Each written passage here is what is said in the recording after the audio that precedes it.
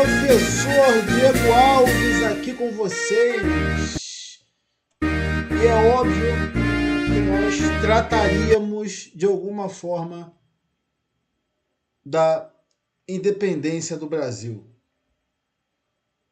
Não sei se vocês estão me ouvindo bem, se vocês estão me vendo bem, mas nós vamos tratar um pouquinho mais da independência do Brasil. Já separei a minha água aqui, tá? Por enquanto a gente começa aqui no estúdio. Nós começamos nos reclames do Plim Plim. Essa parte toda de música, de estúdio que aparece, isso obviamente vai ser cortado, tá legal? Então, possivelmente você já está vendo este vídeo, faz parte de uma live. Então, se você não viu a parte da música do início, é porque você está vendo o vídeo, obviamente, e essa parte para trás foi cortada, tá legal? Preparei uma aula aqui bem legal pra gente, tá? Espero que não trave muito, mas eu vou estar com o slide aqui do lado. Não podia deixar de falar da nossa independência, tá? Ainda tenho que subir alguns vídeos sobre as manifestações, farei isso mais tarde, tá? Eu fiquei pensando em fazer hoje mais cedo, tinha muita coisa para fazer e não consegui subir os vídeos sobre as manifestações, sobre o desfile, enfim. E vai sair num só, tá? Eu sei que vocês querem que a gente faça um monte. Eu acho maravilhoso que esse tipo de discussão como o 2 de julho, ela exista. De verdade, eu acho muito bom. Eu acho muito bom. Mas a data é o 7 de setembro, tá? Falaremos sobre os 2 de julho também. E por que não? Quando eu vou falar da abolição da escravatura, eu vou falar que no Nordeste, este processo começou antes, muito antes. Então, assim, o Nordeste, ele é, como eu vou dizer, ele é vanguardista em muitos movimentos. Ele é. Aliás, né, se você gosta de história do Brasil, cara, você tem que estudar a questão regionalista, né? Começa pelo Nordeste. Começa pelo Norte e o Nordeste. Beleza? O Norte e o Nordeste. Estuda o que foi o Grão-Pará. Sabe? Pega as capitanias lá de cima. Assim, é uma história muito rica. Eu acho lamentável algumas coisas que a gente ouve por aí sobre os nordestinos, sabe? E, como eu vou dizer, essa coisa de nós contra eles, que muita gente fala. Vou dar um exemplo. Acho a história do Rio Grande do Sul maravilhosa. Maravilhosa. E acho ainda mais legal como os gaúchos, eles tratam, né, de fomentar essa cultura gaúcha, o centro cultural, né, pô, acho que esse é o nome, de atividades gaúchas, de tradições gaúchas. Aqui no Rio nós temos o Centro de Tradições Nordestinas. Não é uma crítica não, antes que digam alguma coisa, ao contrário. Eu acho que poderíamos ter também um Centro de Tradições Gaúchas, enfim, paraenses. Eu acho interessante isso no Rio, porque o Rio mantém essa coisa meio que capital, né? Então os povos vêm para cá e conseguem se enraizar. Eu acho maravilhosa essa ideia, mas eu vou falar desse centro de tradições nordestinas num outro episódio, falando sobre o Rio e como é maravilhoso isso. Mas voltando à comparação em relação aos gaúchos. E aí nós vemos isso, gente, caramba, é realmente uma coisa interessante. Mas eu vou dizer para você, se os povos, as pessoas, os nordestinos, o nortista, né? Eu quero deixar bem amplo, for criar seus centros também de tradições e cultura, cara, assim, gente, é muita coisa. É impressionante, é muito rico. É uma merda que o nosso país é um antro de vagabundos populistas e o terrorismo disfarçado de narcotráfico de menininhos toma conta de tudo, né? Se alastra por tudo. Mas nós temos uma cultura, desculpa falar, muito rica. Muito F, né? Porque eu sei que crianças vão ver esse vídeo possivelmente. Então não soltarei impropérios aqui, tá?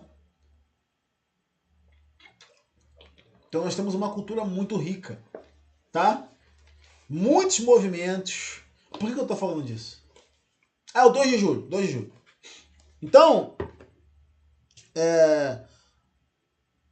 a Bahia considera o 2 de julho como a data da independência do Brasil. Maravilhoso! Eu não sei se isso é oficial, tá? Tomara que seja. Maravilhoso! Ah, mas aí Pernambuco vai considerar uma outra data porque teve um movimento maravilhoso. Façam! Comemorem a independência do Brasil 2 vezes. Ensinem sobre isso aí nas escolas estaduais. É isso mesmo. Gente, desculpa. Isso não fere a nossa unidade. Ao contrário. Isso reforça como as regiões do Brasil têm a sua importância histórica. Tem um programa que passa na... acho que é EBC, sei lá. A TV Governo. Chamado Brasil Visto de Cima. Um programa antigo.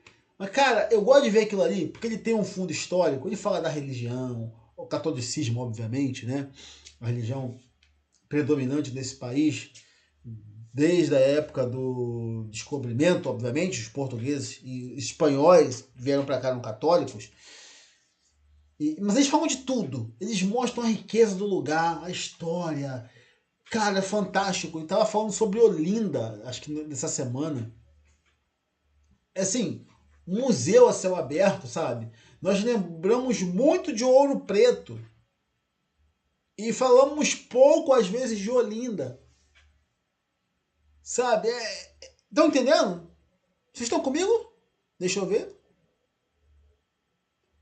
Então, a gente vê pouco. A gente vê muito pouco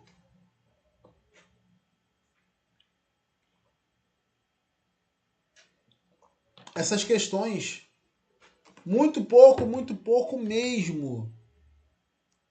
Eu estou ao vivo, gente. Estou ao vivo. Tá? É só para dar uma ideia, beleza?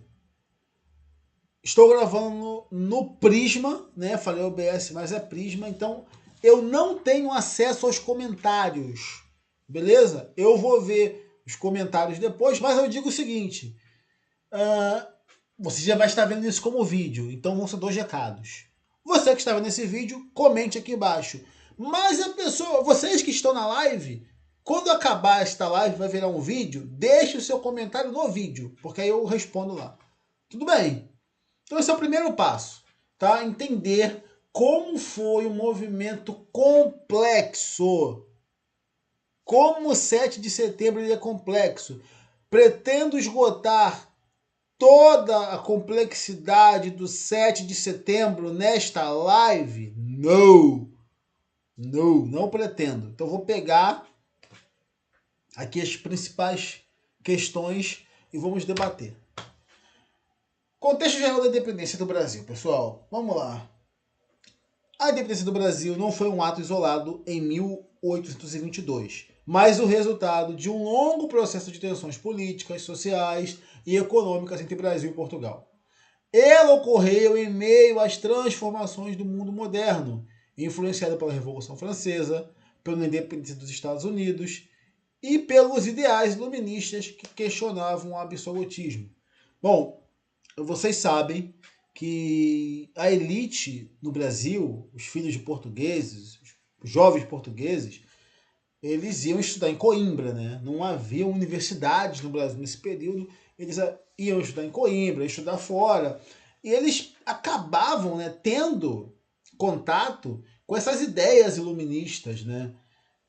Contatos com esses ideais revolucionários. Eu vou falar um pouquinho depois na Inconfidência Mineira, ou, né, tem um livro maravilhoso sobre isso, a gente vai citar daqui a pouco.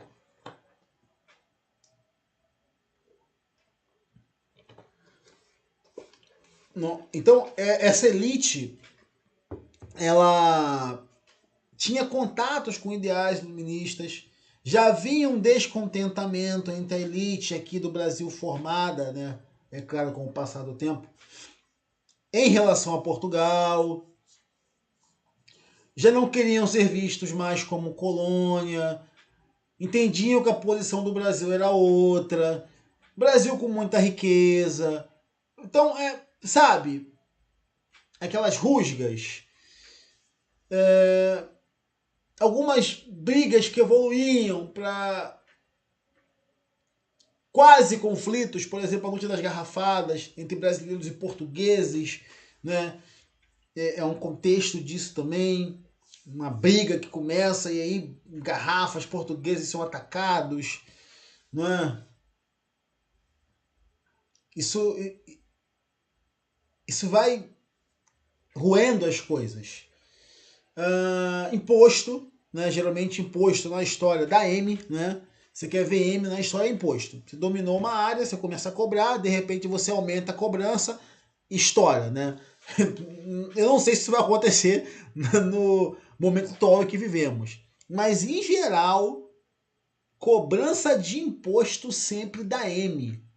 Beleza? Aí eu brinco, né? Vide as 13 colônias da América Inglesa que viraram Estados Unidos, né? O posto de chá, que não é só isso, né? A gente sabe que não é só aquilo ali. Chega uma hora que essas pessoas já estabelecidas com cidades, com governos ali, fomentou as suas elites. Observa-se que não é tão necessário, né, continuar ligado a uma potência estrangeira, distante, outro lado do Atlântico. Então, a gente sabe que existe uma janela de oportunidade também histórica, que essas revoluções, esses movimentos e essas tensões eclodem, tá? Então, esse é o contexto geral. Tensões políticas, sociais, né? Muitas revoltas de escravizados, falei das cobranças, essas transformações do mundo moderno, essa ideia de colônia, sabe, numa sociedade já caminhando, se desenvolvendo, percebendo que não precisava ficar tão presa a Portugal, a insatisfação ainda com... E vejam, a maioria das pessoas ainda eram descendentes de portugueses ou portugueses vivendo, mas esse nós e eles, sabe? Essa separação do nós e eles, você começava a ver isso começar a se tornar cada vez mais caudaloso na sociedade. E aí, ideias, tem os Estados Unidos, que consegue a sua independência da Inglaterra. A Inglaterra que custeou entre aspas, né? Cobrou. O Brasil herdou essa dívida com a independência. Escoltou a família real portuguesa para o Brasil. A Inglaterra que vai ter ingerência na crise da Cisplatina. Brasil e Argentina ali vai fazer surgir o Uruguai. Sabe, a Inglaterra tá sempre ali. Vocês é porque a gente olha muito pouco para isso, sabe? Seria importante ver também nesse período a atuação dos ingleses. Como a coroa britânica, quando ela, entre aspas, tá? Professores que vão nos assistir, perde os Estados Unidos, ela se joga, né? Aqui para nós outros. Né? Alguém tem que perder, né? Então a Inglaterra vem, começa. E nada de grátis, não existe almoço grátis. Eu tinha um professor que dizia uma coisa: alguém sempre vai pagar a conta, pessoal. Não tem jeito. Movimentos percussores, não botei aspas aqui, mas entendam que existem aspas, tá? Existem professores, correntes históricas e babá, que às vezes vão discordar se esses movimentos eram ou não de cunho independentista. Tudo bem? Falei? Falei. Então vamos lá. Diversos movimentos marcaram a luta pela emancipação. A Inconfidência Mineira, a Revolta dos Alfaiates e outras revoltas regionais expressavam o desejo de liberdade, abolição da escravidão e justiça social. Embora derrotados, foram fundamentais para manter a chama viva da independência. Tá? Manter viva a chama da independência. Foi isso que eu li. Você vê que eu escrevo e... enfim. Ainda estou ao vivo. Desculpa você que na live vai ficar vendo isso, mas é assim que funciona. Tá? E repito, estou gravando no Prisma. Não consigo ver o chat. Quando isso acabar, isso vai virar um vídeo. Comente no vídeo e eu vou te responder no vídeo, tá? Eu nem sei se a minha voz está saindo de acordo com o que eu tô passando aqui na tela, tá bom? O nosso celular foi de Vasco, então estamos aqui ainda falando de independência do Brasil. Então, vamos lá. A Inconfidência Mineira tem um livro muito bom chamado A Devassa da Devassa. Que o que vocês podem fazer? Eu não peço Pix, vocês podem comprar e me presentear. Vou deixar meu e-mail no finalzinho do vídeo, vocês podem me presentear. E compre para vocês também, né? A Devassa da Devassa, sobre a Confidência Mineira, a cobrança do quinto do ouro, não é? Ou seja, imposto. Imposto, gente, imposto é uma coisa que sempre dá M. Sempre dá M. Essa coisa de aumentar o imposto. E aí vocês sabem, né? Isso vai esbarrar naquela táticas que as pessoas usavam para esconder o ouro, não pagar imposto para a coroa, né?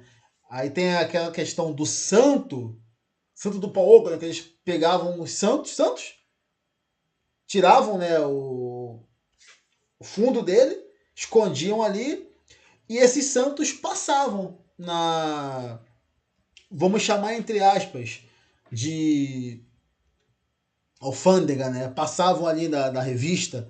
Ninguém vai imaginar que as pessoas esconderiam ouro, seja lá o que for, no meio dos santos, né? É claro que depois isso daí foi descoberto. Mas não se preocupem, tá? Eu vou falar da Confidência Mineira. Teremos uma aula sobre Confidência Mineira, sobre Tiradentes. Ramelei, era pra ter tido, né? Eu sei, ramelei, tá? Peço perdão, fui moleque. Mas farei uma aula. Eu já havia gravado no nosso outro canal, mas eu achei que não estava tão legal não. Então, em vez de jogar aqui, toma, eu vou fazer uma outra. A depender de como este vídeo vai ficar. Beleza? Então, é uma cobrança, né, o aumento da cobrança do imposto sobre o ouro nas Minas Gerais. E, cara, deu M. É claro que só o Tiradentes se ferrou. Tiradentes, que era um dos dragões, né? Ele era não só dentista, né? Tiradentes era tudo. Ele era militar, inclusive. Mas eu prometo falar do Tiradentes depois. Qual é a questão aqui que eu quero tratar com vocês? Porque eu estou falando disso ainda. Não são todos que concordam que Confidência Mineira realmente tinha um caráter independentista. Olha, nós queremos ficar independente de Portugal. Tá? Nem todos concordam com isso. Para muita gente, e aí você pode ler os documentos, você vai tirar suas conclusões. Era uma questão regional. O fato é, eles tiveram inspiração nesses... Eu não vou voltar ao slide não, porque talvez trave, não sei. Eles tiveram alguma inspiração nos movimentos no iluminismo, na independência americana? Sim, isso é um fato, tiveram. Teriam tido contatos, né? Trocaram cartas, inclusive com pessoas ligadas a esses movimentos, a independência americana, enfim. Não a independência americana, mas a intelectuais, né, que tocavam toda essa visão de independência. Como eu disse, eles iam estudar fora. A coroa portuguesa, ao contrário da coroa espanhola, tá? Não permitia a criação de universidades aqui. A Universidade do Brasil, ela surge por um acaso. E talvez em um outro momento eu conte para vocês como surgiu a universidade no Brasil. Você vai falar assim, professor Diego, eles não tinham educação aqui, claro que tinham. E quem tocava a educação? Educação, vamos chamar de básica, pelo menos, a base. Os cristãos, a Igreja Católica, os jesuítas, principalmente, que fizeram várias escolas, tá? É outra coisa que deveríamos estudar mais. Sei que o país é laico, mas deveríamos estudar mais a questão dos jesuítas, porque eles foram fundamentais para a educação do Brasil durante um bom tempo. Isso é um fato. A corte no Brasil e as mudanças. Ficou claro isso aqui? Deixa eu voltar. Movimentos percussores. Espero que não tenha travado. Ficou claro isso aqui? Esses movimentos? A ideia é o quê?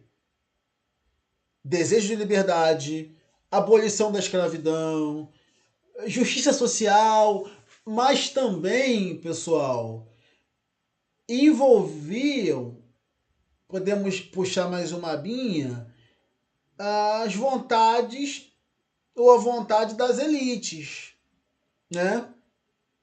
Não podemos esquecer isso também, porque muitos movimentos não foram tocados também só pelo povão, né? Nós temos que entender isso, tá? A corte no Brasil é mudança. Eu estou ao vivo ainda? Eu sei, gente, é um saco, né? Toda hora tem que... Acho que estou. Vamos lá. A vida da família real portuguesa, em 1808, transformou o Brasil. A abertura dos portos, a criação de instituições culturais, científicas e administrativas elevaram o status da colônia. Essas mudanças estimularam o desejo das elites locais por autonomia e prosperidade duradoura. Veja que nós já estamos falando sobre isso, né? É claro que com a vinda da corte para o Brasil, e nós temos aqui um... não, nós temos 3 vídeos sobre isso aqui. Nós temos um podcast, se não me engano, 2 vídeos sobre a vinda da corte, porque eu falo também de Dom João, tá legal? Então, eu não sei qual vai ser o vídeo de final para esta aqui, mas eu deixo aqui nos cards, tá? Quando isto virar um vídeo, o podcast, tá? Ele tá um pouquinho mais completo sobre a transmigração da corte, ou vinda da corte, ou como alguns gostam de falar, a fuga, mas eu explico porque eu usei o termo transmigração e eu não usei o termo fuga, tá? Então, veja, a família real vem para o Brasil, um evento único. Por quê? Porque Dom João VI foi o único monarca europeu reinante a pisar nas Américas. Tá legal? O rei francês pisou nas Américas? Não. Algum rei inglês pisou nas Américas? Não. Quem foi? Dom João VI. É assim, cara, é um evento único. Essa é a verdade, tá? Eu sei que às vezes o pessoal trata de forma cômica. Cara, é um evento realmente ímpar. Um evento realmente ímpar, tá? Acreditem. Então, quando a família real portuguesa vem para o Brasil, essa questão das elites, as questões sociais, vocês vão entender isso melhor no podcast e no vídeo sobre Dom João, elas vão simplesmente entrar em ebulição. Primeiro porque, antes de falar do Rio, a gente sabe que eles param na Bahia, né? Dom João faz vários decretos lá, tem uma faculdade de Direito, e de lá vem para cá. Tá? Então, às vezes também é esquecido isso, né? Parece que vieram direto pro Rio. Não foi isso, tá? Eles têm uma paradinha antes. Mas, falando agora do Rio, a cidade não estava pronta para receber aquelas pessoas. Vamos lá, male, que 13 mil, 12 mil pessoas, 15 mil, que é corte, veio muita gente. Vocês sabem do Botafora, pessoas foram despejadas, não é? Para poder realocar essas elites, né? As pessoas da corte portuguesa que vieram para cá. E o Rio teve que, às pressas, se transformar na capital do império. O que não é fácil, tá? O que não é fácil. Então, essas mudanças, e como eu coloco aqui, o desejo das elites locais por autonomia e prosperidade, começam a... Pô, o monarca está aqui. Quando que o cara que morava aqui no... Eu tô chamando de Brasil, tá? Quando o cara que morava aqui no Brasil nesse período, ele poderia, sei lá, ter a chance de ver o rei? Teria que ir para Portugal. E ainda assim, sabe-se lá se ele veria o rei. Veja essa dimensão, repito. O único monarca a pisar, não apenas pisando, ele morou aqui, certo? Então, é óbvio que isso tem um impacto. É óbvio que isso tem impacto. Turma boa, eu ramelei, eu preciso desligar o fogo. E um minutinho, tá legal? Peço um minutinho e eu já volto. Não terei como cortar isso do vídeo, ou tenho, sei lá, se tiver como cortar, quando virar vídeo eu corto. E vocês que estão aí, eu já volto. Titio já volta, um minuto. Senão eu vou botar fogo na casa.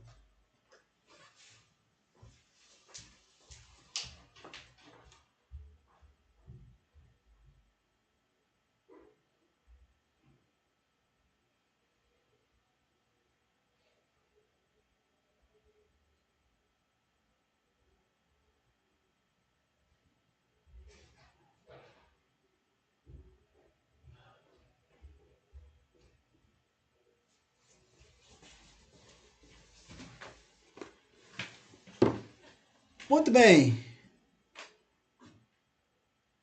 Voltamos. O papel das cortes de Lisboa. Que, obviamente, né, já tinham ficado revoltadas. Você imagina, né, a gente fala das cortes no Porto, a Revolução, tudo isso, mas tentar entender, né, pessoal? Em um momento, você está em Portugal, você é um português, está lá na corte. Está vendo na corte, aquele luxo. E aí, de repente, Napoleão invade a Espanha, tá marchando para Portugal, as pessoas se mudam às pressas, né? Vem para o Brasil, a corte vem. Por que a corte vem? Isso, que não foi só. Você já se perguntou por que não foi só apenas Dom João? Porque a corte também veio? Ou seja, a elite, a corte, toda aquela administração do império, ele passa para o Brasil. Não foi apenas a família. Porque se só Dom João vai, só Dom João ele vem, aí ele abandonou o país. Ele abandonou, ele largou de mão. Não, não. É por isso que eu digo que a corte vem junto a essa transmigração lá, lá em 1807, até a chegada deles aqui. Ele só mudou, né? É essa ação que ele faz. Ele governa a partir do Brasil.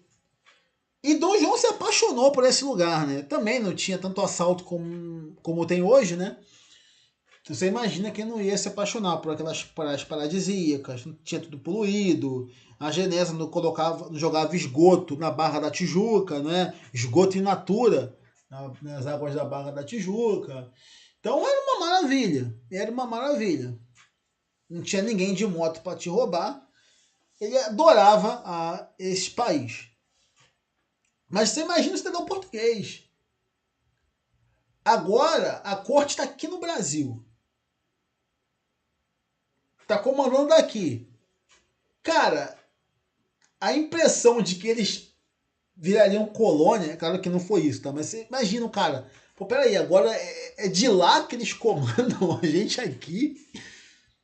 Isso também tem um pequeno impacto, tá? Então, vai se criando um clima não gostoso, vai se criando um sentimento também bem ruim. Porque mesmo depois que as tropas francesas elas se retiram, o fato é que Dom João não queria voltar, tá? Mas, enfim, vejam ouçam o podcast. Pequeno contexto de Dom João, a vinda, para a gente poder entender essa parte. As cortes de Lisboa exigiam o retorno de Dom Pedro e a recolonização do Brasil. Isso gerou um atrito com as elites brasileiras, que temiam perder os avanços conquistados desde 1808. Este conflito acelerou a ruptura definitiva entre os dois países. Que eu falei? Chegou um momento que eles perceberam o seguinte: olha, Dom João tem que voltar. Por que Dom João está lá ainda? Então, há o retorno de Dom João. Beleza? Beleza.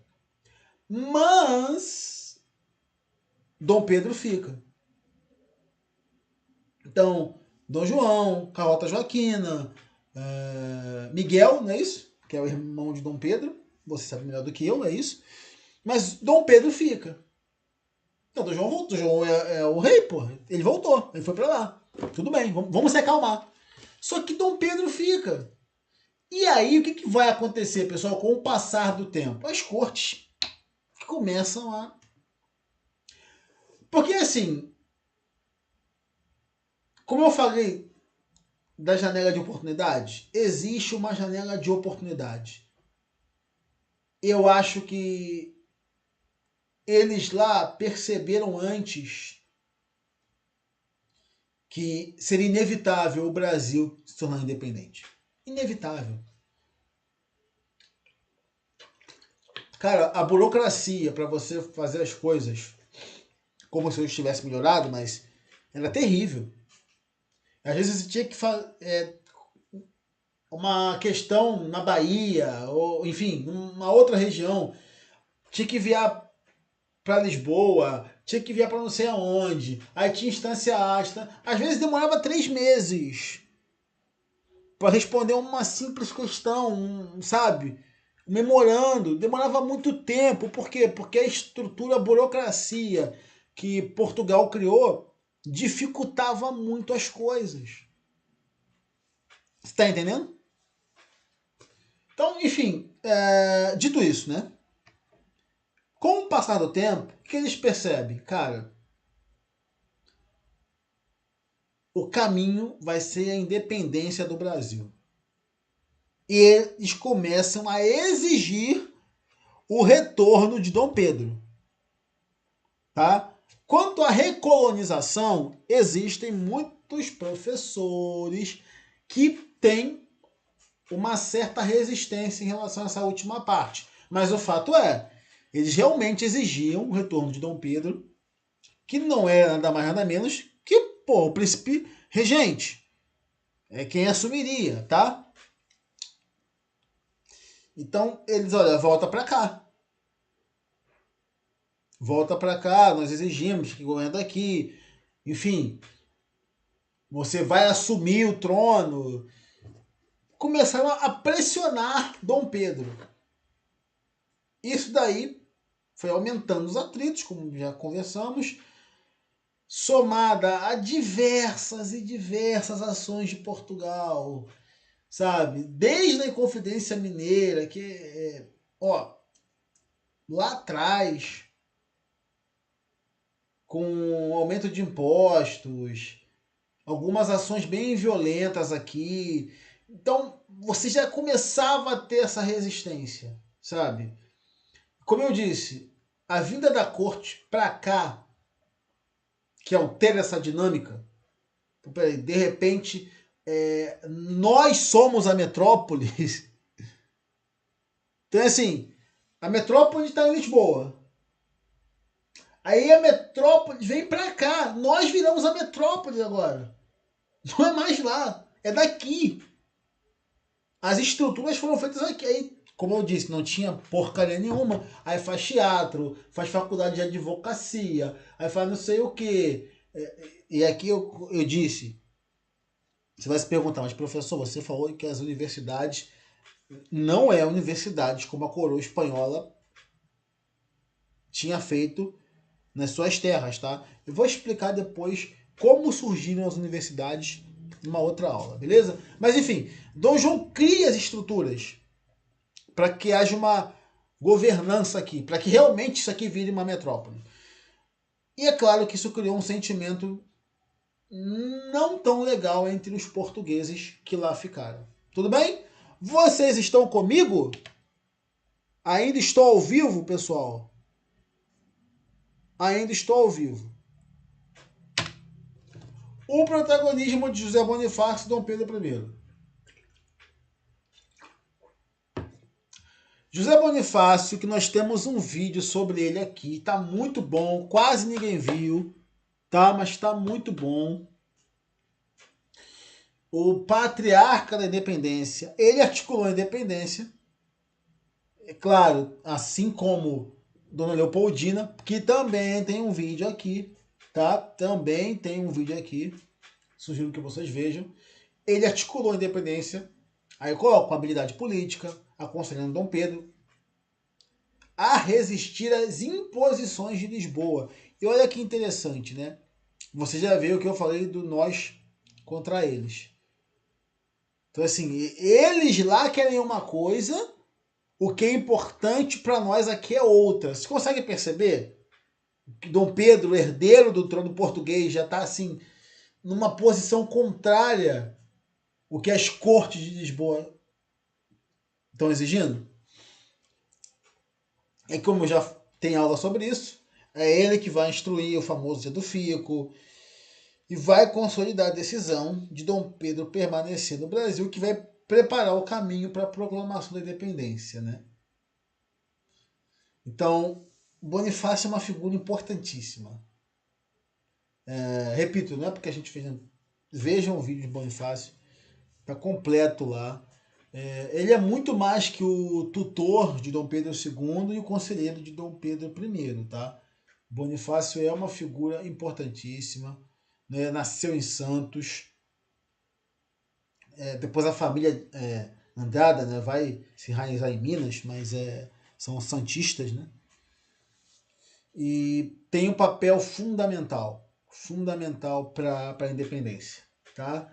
A gente fala de Leopoldina, que quem vai assinar o decreto, o Pedro lá, que estava relutante, vai dar o grito lá às margens do Ipiranga, que hoje é um córrego, né? Se vocês já tiveram a oportunidade de ir no Museu do Ipiranga, eu não falo Museu Paulista, eu falo Museu do Ipiranga. Então, vale a pena conhecer, tá, pessoal? Mas, enfim, o que eu quero dizer com isso? Bonifácio era o cara. Bonifácio. Eu sei que não dá para falar sobre todo mundo nas aulas. Eu sei, como professor mesmo, eu vou dizer isso para vocês. Não tem como falar sobre tudo, gente. Não tem. Mas, de alguma maneira, é muito estranho e triste às vezes que alguns personagens não sejam estudados a fundo. E aqui eu entendo os movimentos sociais que querem resgatar o protagonismo negro, indígena, feminino. Maravilhoso. Faça-se isso. Eu só não gostaria que fosse feito em detrimento a figuras históricas já estabelecidas. Bonifácio é um deles. Falta muito sobre Leopoldina, sabe? Entender a família Habsburgo-Lorena, falta muito. Eu acho que há campo para tudo isso. Então entendo que não dá para falar sobre tudo, porque há um componente curricular fechado que tu tem que falar disso daqui. Eu vou fazer um vídeo para vocês mostrando meus livros de América, tá? América Latina. Tem uma coleçãozinha. Não está completa, mas quando esse canal monetizar e vocês vão ajudar nisso, eu vou completar a minha coleção. Então, mas eu tenho muitos livros de América Latina. Cara, é muita coisa. É muita história, gente. Então eu sei que não tem como passar tudo, sei disso. Mas muitos nomes foram esquecidos. Vocês querem um? O Mauá. O Barão de Mauá foi esquecido. Hoje as pessoas não sabem quem foi o Barão de Mauá. Entendeu? a sua importância. O Gari, o Aleixo Gari, não sei se você é do Rio, você que vai assistir esse vídeo, né? Sabe de onde surgiu o nome Gari? Por que a gente chama... O lixeiro já é errado, falar o termo lixeiro, né? Mas todo mundo diz lixeiro. Aqui no Rio, vamos ser um Gari. O que chama de Gari? Por que o Gari é Gari? Então, assim, tem muitas coisas que foram deixadas de lado. Eu tenho uma certa raiva daqueles que cagam para nossa história, aí viram um novo rico, vai para fora visitar museu. Não deve conhecer o museu que fala do Império de Juiz de Fora. Eu duvido. Malemar talvez o de Petrópolis. Entendeu? Infelizmente o Nacional acabou, virou fogo. Me desculpem os amigos que trabalham lá, porque o fato é verdade. O Museu Nacional morreu. Tá? Acabou. Mas esse é um outro assunto. Vamos falar sobre o estado dos museus no Brasil. Mas é uma outra questão, tá, pessoal?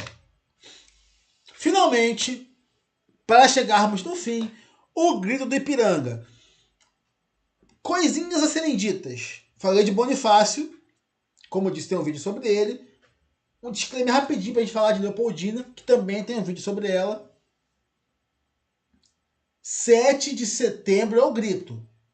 Porém, no dia 2 de setembro, a imperatriz Dona Maria Leopoldina é quem assina o documento que fala: ó, acabou Portugal, e mandou para Dom Pedro.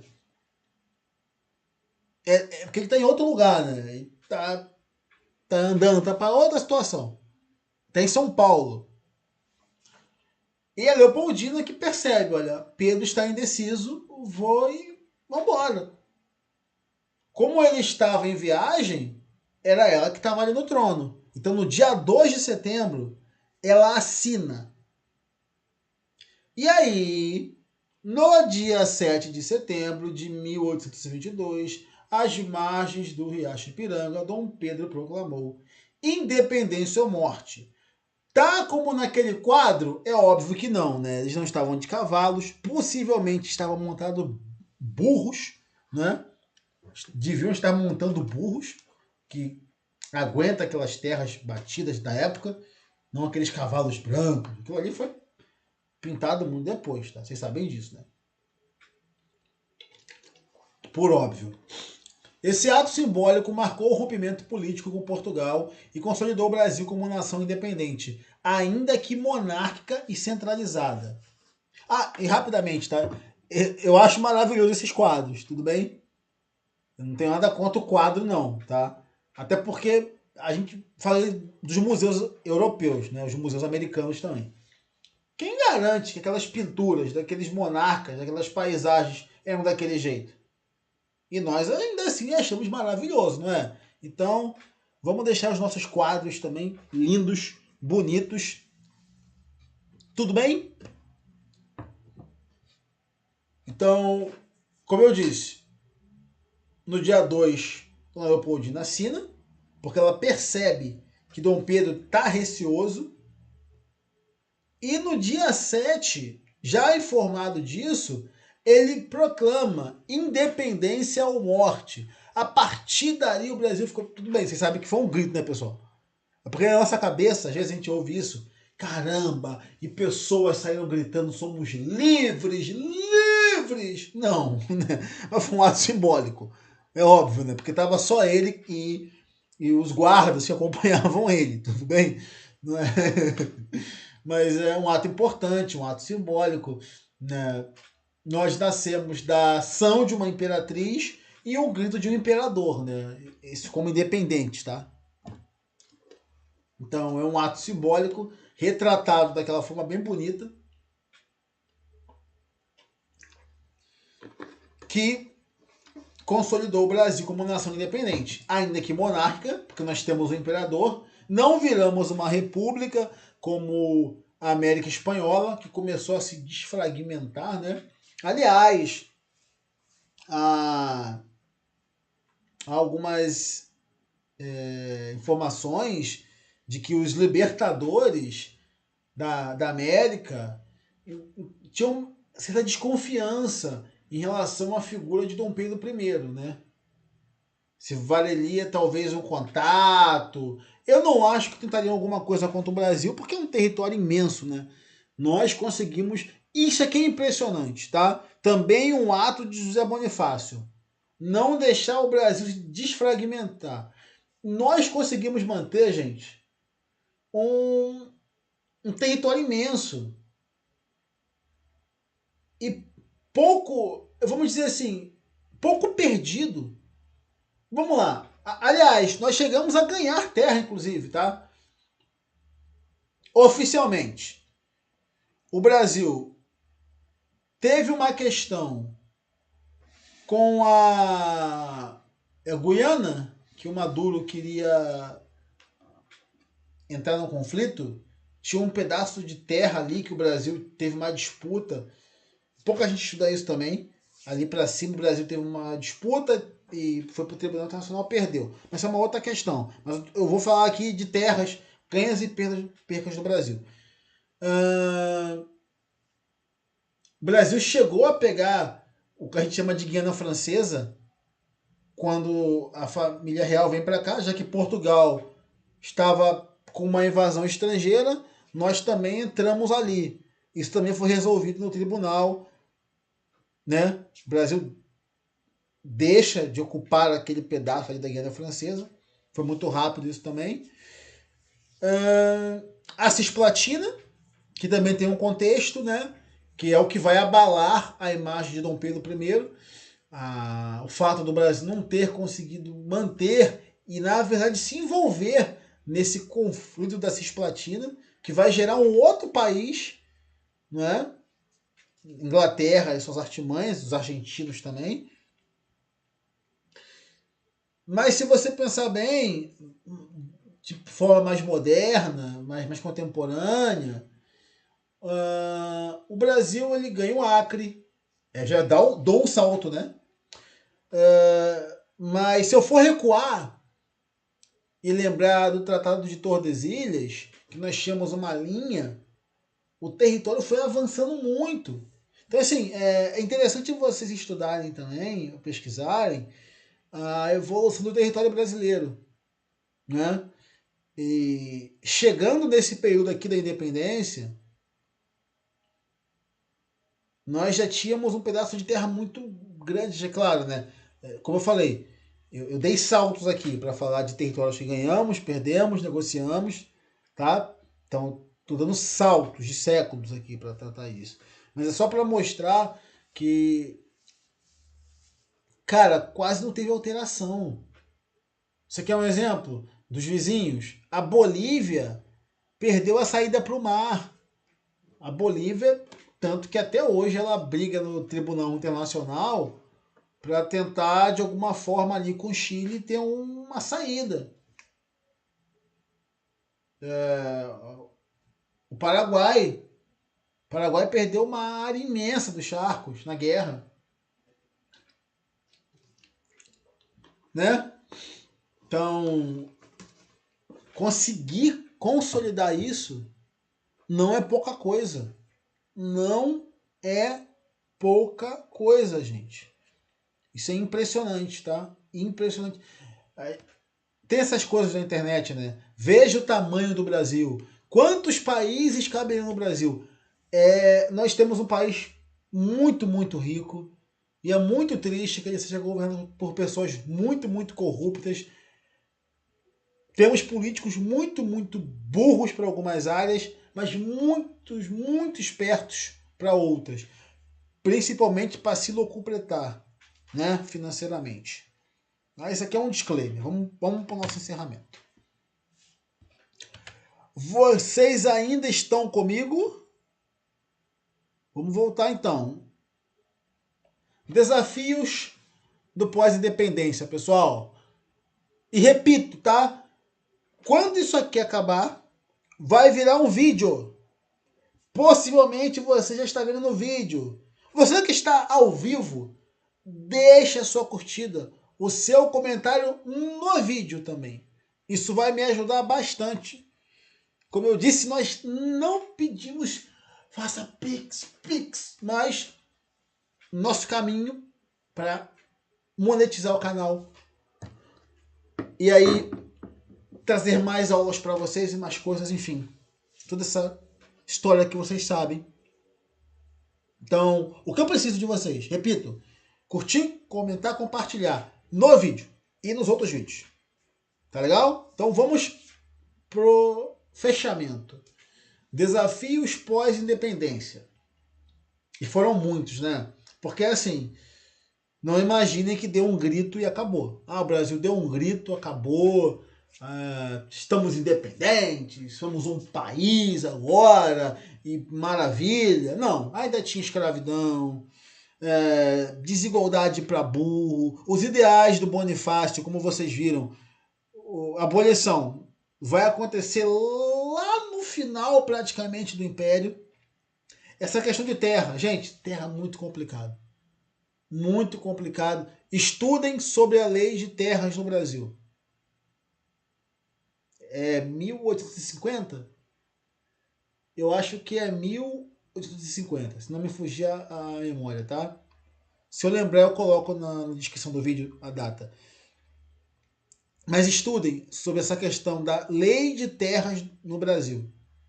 Vocês vão entender um pouquinho de como isso é complicado, né? Como isso é difícil de resolver, essa questão da propriedade no Brasil. E aí a gente não sabe se é má vontade apenas. Tá entendendo? É uma preguiça, às vezes, de resolver as coisas que eu poucas vezes observei historicamente falando. É claro, vários países têm as suas dificuldades, mas terra no Brasil é um problema quase que indescritível, tá? Essa questão de terras no Brasil é um problema, olha, mas isso me lembra novamente do vídeo sobre terras raras, que mais uma vez eu agradeço a vocês, passou de 100 visualizações, um podcast importante. Por quê? Por quê? Um disclaimer rápido. Se você viu o que os empresários foram agora lá para os States conversar com a galera do Trump, eles já falam na negociação sobre as terras raras do Brasil. É só isso.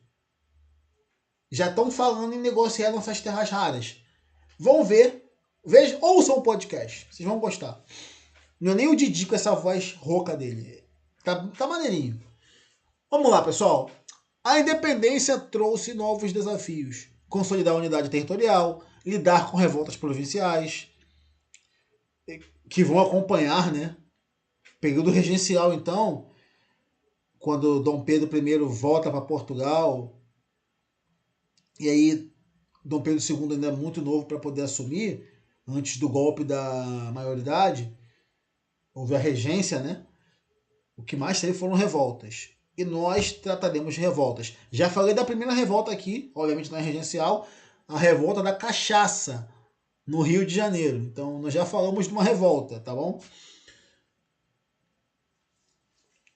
Organizar a economia, estruturar um novo Estado. Apesar disso, marcou o início da construção de uma identidade nacional e de um caminho próprio no cenário internacional. Professor, o senhor vai falar da Constituição? Eu fiz um vídeo sobre Dom Pedro I, onde eu comento a relação dele com a Constituição, a questão do poder moderador, tá? E tudo mais. Então, não vou entrar aqui, mas é óbvio. Nós falamos lá no slide anterior que apesar de independente, aqui ó, voltei, ainda continuava monárquico e centralizador. Nos tornamos independentes de Portugal.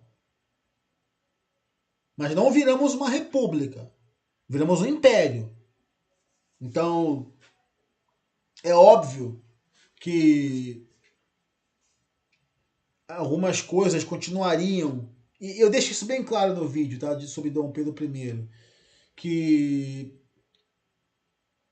é preciso ter uma outra leitura também em relação à ação que ele toma em relação à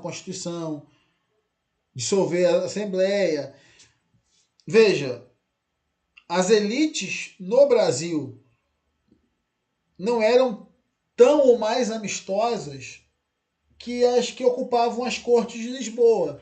Então, talvez, e aqui não há passada de pano, por isso que eu falei talvez, Dom Pedro I tenha tomado essa precaução de ter uma Constituição que lhe garantia mais poderes. Está entendendo? Porque praticamente ele tinha dois, né? Ele não era só o chefe do executivo ali, ele também era o poder moderador. Então é. E o imperador, obviamente, né?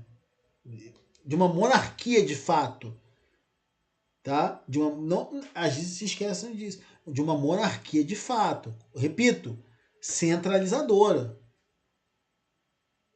Então, é possível que ele não quisesse passar o que aconteceu com as cortes de Portugal. Com as cortes do Brasil aqui, o parlamento não vai fazer isso. Eu vou me precaver e vou tentar tornar isso aqui mais favorável para a minha pessoa. É claro que isso e outras questões vão gerar na abdicação. Né? Vai gerar na abdicação, ele tem que meter o pé.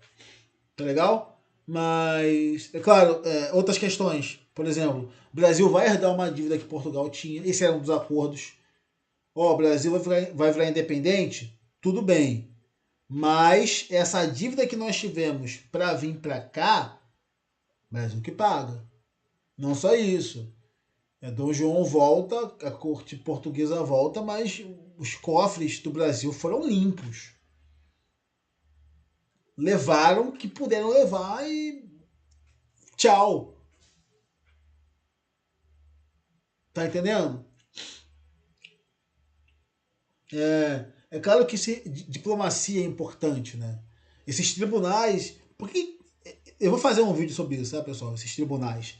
Você tá falando assim toda hora, internacional, cenário, Inglaterra arbitrou entre os conflitos para gerar o Uruguai, a Cisplatina. Porque você já tinha, né? Esses tribunais, a Europa, qualquer espirro era uma guerra. Os caras perceberam que não valia a pena se matar depois que a América foi descoberta, tá? Entre aspas aqui para não irritar ninguém. Então eles decidiram que, olha, vamos explorar a América, vamos explorar a África. Tá entendendo? Tá, não foi só isso, tá? Tô sendo reducionista aqui, mas é quase que isso. Então, você tinha esses mecanismos, né, de chegar e resolver essas questões, né? Juntava ali nos tribunais internacionais e resolvia isso para não precisar entrar em guerra de fato, tá? Eu vou falar sobre isso e sobre direito, a evolução do direito internacional, porque eu acho isso interessante para entendermos também como alguns conflitos vão se desenrolando e como outros têm uma resolução bem rápida, tá? Então o Brasil participou muito dessas questões, tá? Ir lá reclamar, bater de frente com algumas potências. Então a história do Brasil Império também tem isso, tá? Brasil e Inglaterra já tiveram algumas rusgas ali. Então, assumir dívida, repito, problemas com terra continuaram, perdão, a escravidão. Então é assim, é um país que se torna independente, mas os seus vícios continuam. E aí é preciso entender muito da figura de Dom Pedro I. Sabe? Estudar Dom Pedro I. Porque essas questões que não tiveram uma resolução, que Bonifácio já tratava, que Bonifácio já falava, como ele enxergava a integração dos povos que geram o nosso povo, e Dom Pedro tinha uma outra visão, sabe? E mais uma vez, por isso que eu coloquei no vídeo de Dom Pedro, herói ou vilão? Eu trago essas facetas de Dom Pedro I. Você tá entendendo? Ele veio muito novo para cá. Mas é claro, preparado para ser um rei. Um rei, é claro, reinante na Europa. Ficou tendo cortes europeias. A corte de Dom Pedro I é no Brasil. De fato e de verdade. Você está entendendo? Então, há que se ter uma visão, um olhar para esses pontos do imperador que no final formam a sua personalidade, as suas ações. Né? Eu vou falar da abdicação, eu vou falar do gabinete português que ele mantinha, que irritava demais as elites brasileiras. Bonifácio vai brigar, veja, Bonifácio vai brigar com Dom Pedro I. Eles vão ter uma rusga ali e vão se separar. Embora Bonifácio volte para acompanhar parte da infância de Pedro II, perceba como isso é fruto de uma personalidade muito forte que Dom Pedro I tinha. Então, a Constituição refletir de 1824, tá? Que eu estou dizendo, refletir um pouco dessa personalidade do imperador, dá a ele esses poderes e, entre outras ações, né, talvez a mais grave para sua imagem tenha sido a perda da Cisplatina. É interessante que a guerra do Paraguai, depois com o filho dele, também vai ser uma guerra que vai... O Brasil ganhou, sim, mas também vai arrebentar com a imagem de Dom Pedro II lá na Guerra do Paraguai. Então aqui com Dom Pedro I, essas questões, sabe? Mas era um cara de fato bélico. Dom Pedro I realmente uma pessoa de personalidade muito forte, tá? Não vou entrar aqui também, falei no vídeo de Leopoldina sobre a questão dele com a Domitila, as amantes, os vários filhos que ele teve. Isso daí com todo respeito, é mais uma visão jornalística, tá? Para a história não interessa se aprofundar nisso. Fofoquinha não é com a gente, tudo bem? Por fim, pessoal, mais uma vez, só conferir se vocês estão acordados. Por fim, a independência do Brasil foi fruto de um processo longo e complexo, marcado por influências externas, movimentos internos e lideranças decisivas. Mais do que um ato isolado, foi a expressão de um desejo coletivo de liberdade. Compreender este processo é essencial para valorizar nossa história e refletir sobre os caminhos da nação. Então, é como estamos falando desde o começo. Complexo. Várias abordagens podem ser feitas sobre o processo da independência do Brasil. E é interessante, num país cada vez mais polarizado, quando os símbolos históricos são sequestrados ou rebaixados, ver a bandeira sendo queimada, rasgada. É muito louco esse Brasil que a gente está vivendo, sabe? Talvez, só talvez, estudar um pouquinho da história da independência, o processo, os conflitos, as regionalidades, sirva para despertar de novo um pouco do amor por esse chão. Eu não estou falando você amar a família imperial, enfim, estou dizendo o seguinte, o chão, a formação Brasil. É sobre isso que eu estou falando. Tá? Vai ficar essa nossa reflexão. E aí, a partir deste vídeo, nós vamos trabalhar algumas revoltas, algumas especificidades deste período, já como Brasil Império, beleza? Então, não é nem minha ideia fazer uma linha cronológica de vídeos, né? Mas eu falei da Transmigração, falei de Dom João, falei da Revolta da Cachaça, que é um pouco antes, Vou falar da Conferência Mineira, que é bem antes ainda, mas se você for perceber, Dom João, Transmigração, Independência, falando desses personagens, nós estamos caminhando, tá legal? E é importante, porque é a nossa história. E para tudo, né? O que nós temos é a nossa história. Não vamos negociar a nossa história. Quer se falar de soberania? É preciso entender a nossa história. Acima de tudo. Soberano é um povo que conhece a sua própria história. Lembrem-se disso. Soberano é um povo que conhece a sua própria história. Associado, o que vai fazer com ela? Dono de si, mas que conhece a sua própria história. Dono de si, mas que conhece a sua própria história. Bibliografia básica, tá? Independência do Brasil, Oliveira Lima, documentos de Itamaraty Funag, artigos acadêmicos sobre a independência do Brasil. Vou colocar estas fontezinhas melhores na descrição, caso vocês queiram, tá legal? Para que vocês possam consultar, ler, enfim.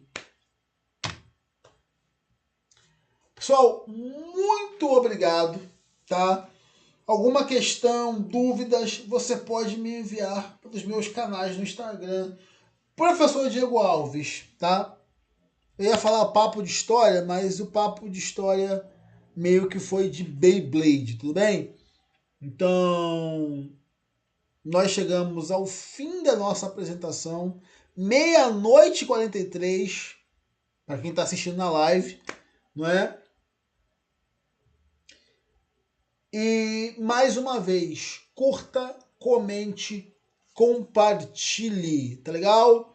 É isso, um forte abraço. Nós teremos mais vídeos neste canal, o Papo de História, beleza? Essa live não caiu, vou ver a qualidade dela depois. Se tiver maneirinho ou decente, farei mais lives para vocês, tá? Quando o meu celular estiver consertado, tenho certeza que ficará melhor ainda. É isso, pessoal. Um cheiro, um abraço. Até o nosso próximo vídeo. Eu tenho que fazer o vídeo sobre as manifestações. Estou devendo isso. Conto com a audiência de vocês. É o que nós